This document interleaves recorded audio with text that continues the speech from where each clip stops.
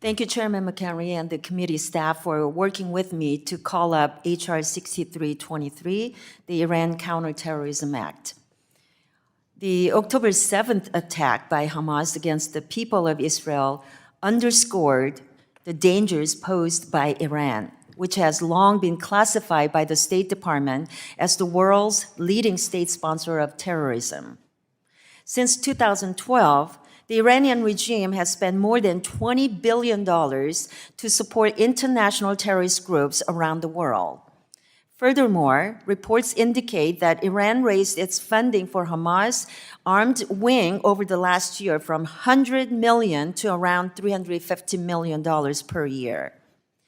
Just prior to the October 7th attacks, the administration issued waivers that allowed the transfer of $6 billion in Iranian funds from South Korea to Qatar in exchange for 5 American hostages. While we are all pleased that these hostages have been freed, members on both sides of the aisle have criticized the waivers that led to this ransom payment. Even the administration has had second thoughts. Following Hamas' attack on Israel, the Deputy Secretary of the Treasury announced that these funds are not leaving Qatar anytime soon. Sources tell our office that there are still tens of billions of dollars of Iranian assets frozen by U.S. sanctions.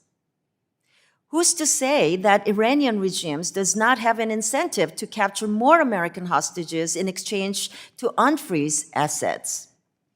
Both the House and Senate are considering bills to formally rescind the waivers that unfroze the $6 billion. These are worthwhile initiatives. My bill, however, will help ensure that future waivers can also be scrutinized by Congress before it's too late and the money is out the door.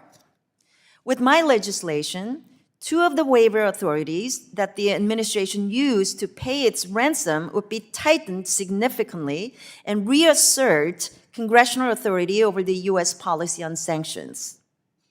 Under current law, these waivers can be issued if the president determines they are in the national interest, national security interest of the United States. My bill, H.R. 6323, says that relevant sanctions can only be waived if Iran has ceased to support international terrorism. If Iran hasn't done so, and the president still wants to invoke our national security interest to waive those sanctions, then Congress has a review period in which it can disapprove of the waiver. In other words, the next time that an administration, any administration, Republican or Democratic, wants to rely on a national security waiver in order to pay ransom to Iran, the president will have to notify Congress 30 days in advance. If the review period overlaps with the August recess, Congress has 60 days to consider it. During this time, Congress will be able to debate a joint resolution of disapproval under expedited procedures. If that joint resolution is enacted, the waiver cannot be issued. If Congress passes a joint resolution of support, or if it simply chooses not to act, the waiver goes forward. Either way, Congress will regain its authority to have a say before the Ayatollahs gain access to any funds. This congressional review process is taken from an existing law targeting Russia, the Countering America's Adversaries Through Sanctions Act. When this law was enacted in 2017, Congress felt it was essential to have the ability to disapprove of waivers benefiting Moscow. In fact, the bill passed the House by a vote of 419 to 3, with the Senate approving it by a vote of 98 to 2.